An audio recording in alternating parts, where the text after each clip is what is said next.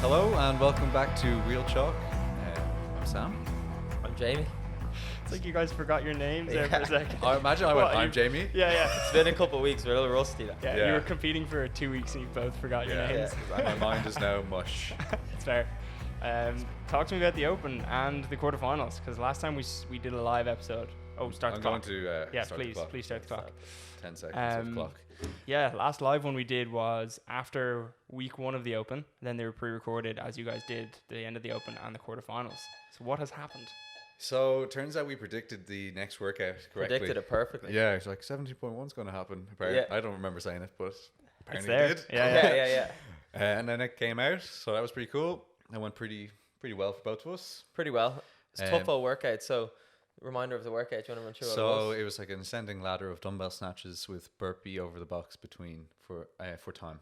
Yeah. Up to 50 snatches and 15 burpee box jump over. Whenever you take on a workout like that as well, because it's so basic, it's just dumbbell snatches and burpee box jump overs, you know it's going to hurt because there's nowhere to go. It's go to the box, go back to the dumbbell. You're not going to fail a rep. Bring the pain. Yeah, it's not like it's a heavy deadlift where you might not get it off the floor. You will be able to always put a dumbbell overhead. Yeah. And also there's a bit of pressure on that for anyone who would have done it in 2017. Whenever you're coming back to a workout, it's a real test of, have I been doing anything the last 3 years or have I gotten worse? And if you've gotten worse, you know you need to just throw the boots in. Like, that's exactly. It. So there's a bit of pressure on that. We both did better. Well, you did a lot better anyway, that's for sure. I did like 5 minutes better or something. I wasn't at the races the last time around. So it was cool. We predicted it. Yeah. Then the last workout of the Open was 2 parts: the thrusters, front squats, and gymnastics things, and then a max lifting complex of deadlift, clean, hang clean, jerk. I nearly got that wrong now, and I got it wrong at the time. Got it wrong at the time as well. That was a good workout. That was a good workout. I think everyone did expect that there was going to be some form of heavy lifting, but throwing a complex in like that, like I thought I'd be able to go way heavier. You never really. I think there's always a trick in the workouts, whether it's the Open or the quarters. Like, you look at a workout on paper, and now I've learned to try to find the trick, because it's never just I'm going to fly through this, then I'm going to get to the heavy lifting, I'm going to hit a heavy lift. There's something in there that's going to mess with you that won't allow you move that weight. Like. Yeah, you can't just read it on paper and go, oh, I do that, and then I swiftly move on to the next bit, and I'll be fine. You won't be fine. No, you won't be fine. Just like even when there's, say, 1 minute off, and then you're going into a heavy lift like a split jerk or something like that, your forearms or something will be on fire, and you can't move the bar, which was really similar to that workout. You went straight in. There was only, was it a 7-minute window to? 7 minutes as soon as you finished, yeah. Yeah, and what happened to you at the start of that lift? I couldn't use my hands properly, so I was like, Filippo, I need your help. And I couldn't get my t-shirt on because my shoulders were sweaty, so I wanted like a dry t-shirt for my shoulders, and I couldn't get it on, so I had Filippo to come and pull my t-shirt down.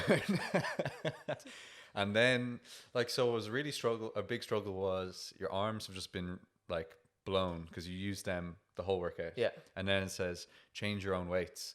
That is the hardest weight changing I've ever done in my whole life. I could barely move the plates. I was so out of breath. It just wasn't happening. And you have all these thoughts, but for me anyway, before the workout, of like what I'm going to open with, and I'm going to throw these weights on. I was like so ambitious, and suddenly you're loading the bar, and I'm like, I might just start at the 40 kilos. Like, Fully get some numbers on the board. Yeah, no, 100%. And that workout, so for me, that was a bit of a nightmare because.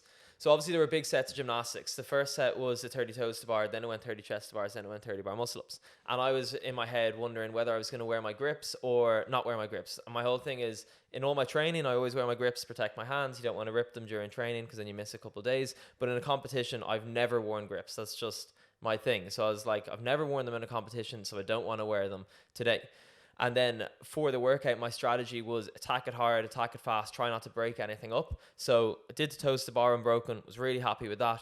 Chest to bar is unbroken, which allowed me to get a couple of seconds ahead of you as well, because I know you broke it. And that was cool that we got to go head to head. So I was then mentally, you've got that like little okay, I'm doing it. And then I got to the muscle ups, and my hand, literally, I lost half of my hand on that bar. I think I had completed maybe 16 or 17 muscle ups, and then I just got a big tear, you know, and you feel like your hand, it's getting really warm, but I was like, it's fine, I'm kind of halfway through the muscle ups. Yeah, exactly.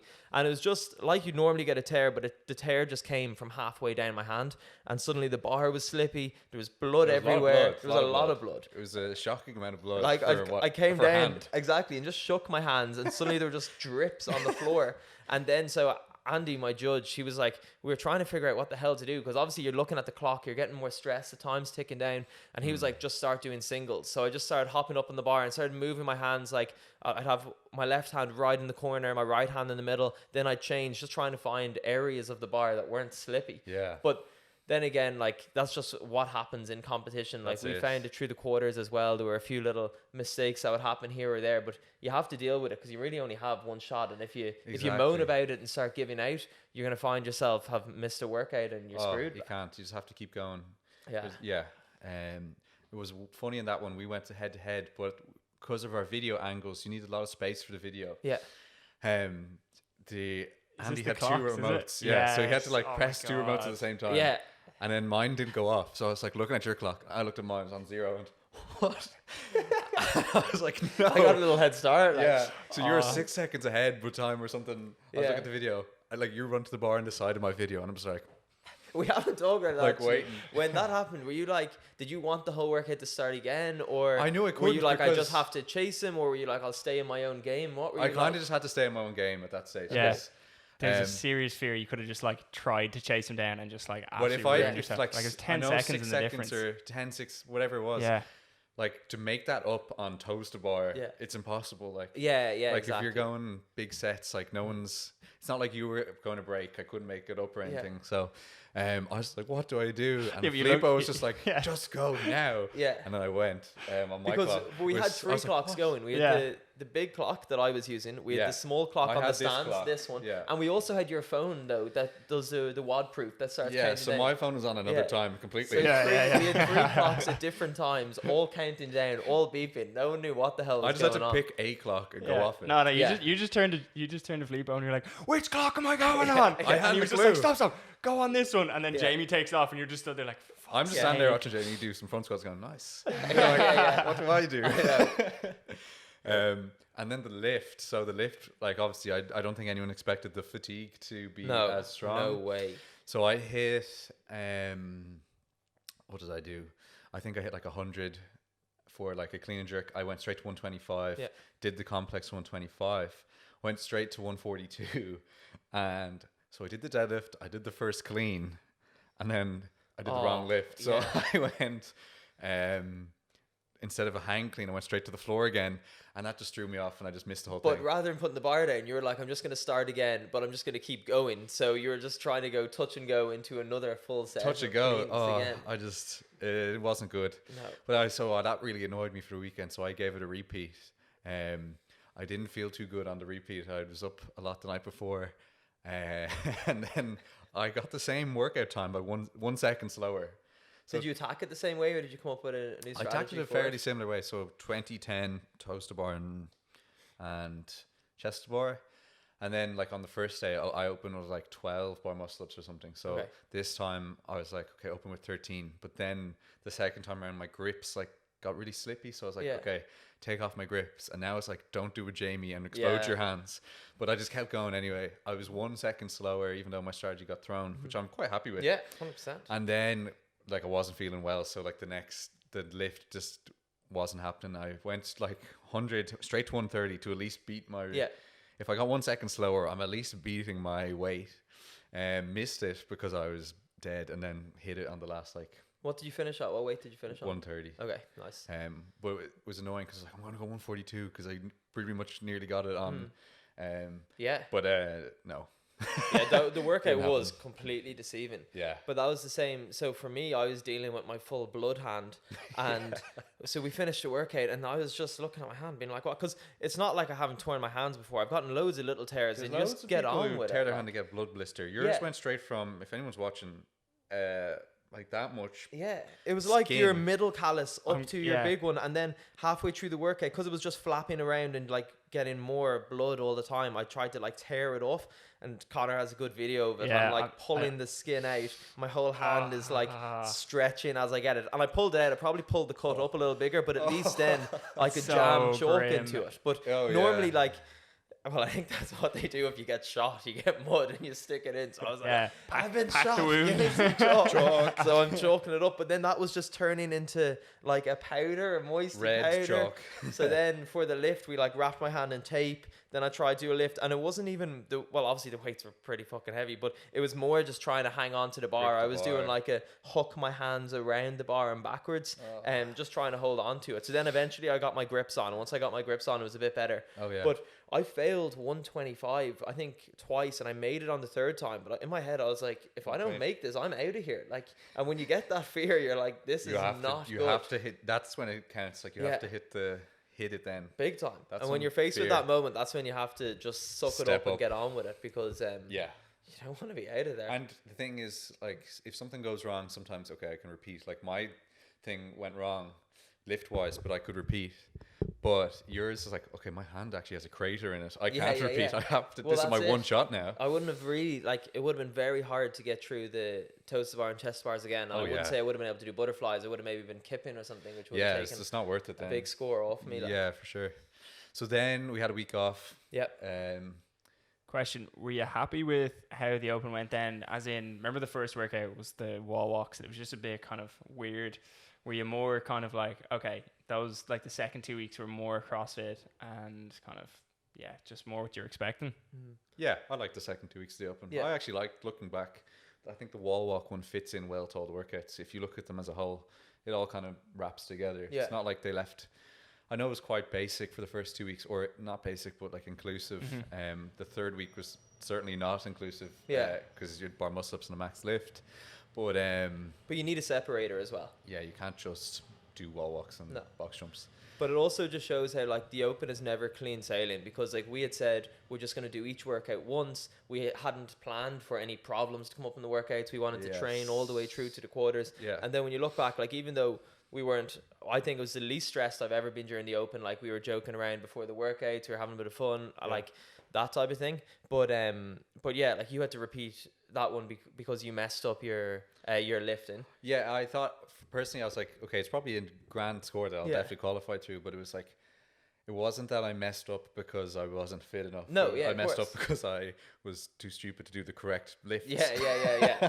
But then same for me for the burpee and dumbbell snatch one. I had to repeat that because I flew it. I thought I got a really good time. I got, I think 10:14 the first time I did it. And that's when you and I went head to head and you beat me by maybe 10 seconds. But then when you go back to look at your video, I thought it was perfect. And I saw my right arm, which is actually my surgery shoulder, I wasn't straightening out my elbow. And it's like in a narrow grip, even though my shoulder range is quite good, in a narrow grip, I have to like push my shoulder up to my ear to be able to straighten my elbow, while in a wide grip it just locks out perfectly. It's just that slight reposition of my shoulder. So I was like, it's a nightmare. I've got a score. I think it's perfect. The video looks pretty good, but there was definitely reps in there that I wasn't happy with. And for like, I will look at other people's videos and I don't want anyone like cheating for reps. So I definitely wasn't putting that score in for myself. So then I had to repeat that. And then when it's when you kind of know you have a couple days, you're pretty chilled. You just do the workout the first time. But when you know it's the last day, you want to beat your score or get the same score as the last one.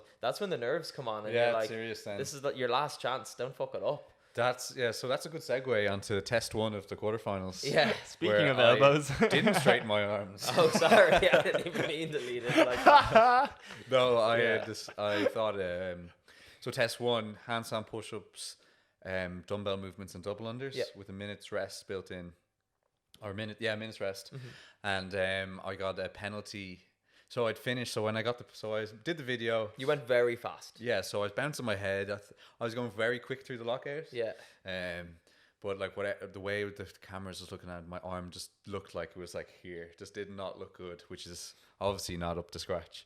And then, so I'd finished the whole weekend. I'd finished by Saturday afternoon. So I went home. As soon as I pulled into my driveway, I got this email saying, your video has been penalized or whatever word they use, penalized. I was like, oh my gosh. So I just went from this. So I went from the rowing workout to finish, which I was super intense, to super relieved and endorphined, and then to completely like heartbroken, all within the same hour. I was like, what do I do now? I just didn't speak for like 2 hours. Yeah. And then I looked at my video. I was like, okay, it's actually totally fair that I got penalized. They were not. The video just makes it look really bad. But that's that's kind of the annoying thing about like the video qualifiers, because say like we're going to be moving into the semis now, which is potentially going to be online. Yeah. And there's so much line on the line type of thing, but like I watched your reps. You were fast. You looked like you were locking them out. You were pumping through the reps. But when it all comes down to a camera angle, like there's one thing. It's another story when someone's blatantly cutting the range or something like that. But when you're just moving, you're just moving fast and it comes down to a camera angle. In hindsight, like we've talked in different podcasts about as well, normally having our 2 cameras or something like that, you just didn't have the second angle to back up the send into them. Yeah, but, exactly. It's a lot on the line to just come down to someone looking at a video and trying to decide whether it's a tiny bit bent or whether you locked it out quickly and you went into the next rep. So I think would have, like if you're in competition and someone says no rep on your first rep, then your next 50 reps are going to be fine. Yeah. You know, like I just went through the next 50 without kind of being. Well, yeah, you thought that your standard was perfect. So you just keep moving through it. I had not a weird angle. I'm not trying to blame the angle, but it was didn't look great on the camera. That's for sure. But what we're saying is in a live competition, the judge there, like it's a live competition, so everyone's dealing with the same circumstances. You get one no rep, and then you know, okay, this judge is strict on handstand push-ups. I need to spend an extra second locking it out, and all the judges will be briefed the exact same. So exactly, and it's not told to you afterwards where you can't do anything about it. You can do something about it right then and then. Exactly. So I got so the way the penalty works was a major penalty, so they added 15% of my time onto my time. Okay. So they find 15% and add it. So I went from 7:07 to 8:11 was my time on the leaderboard. Yeah, it's crazy. Which went That's such a massive penalty when you think of a workout like that. Yeah, for sure. Because like if like you're saying in a competition, like if you've just been no repped, even once, even say worst case now you got no rep like 4 times, you're still only gonna lose like fucking 10 seconds, not like a full minute. Yeah. That's so tough. So I got added an extra 170 points, and I did the maths. I would have come 5th in the European region. Without but obviously I deserved it, so I can't say that's very hypothetical.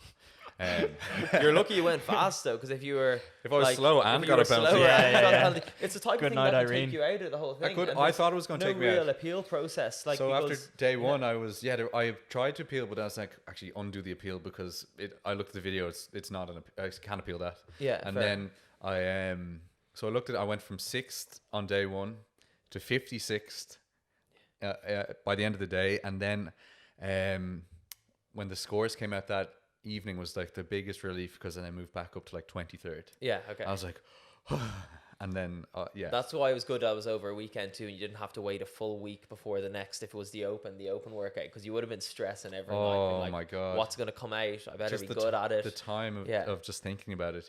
So it was nice. By the end of the evening I was like, or whenever it came out 9 p.m. that night, I was kind of like relieved that I'm not completely out for the season now. Didn't that happen in it wasn't, when was the sprint event in the games?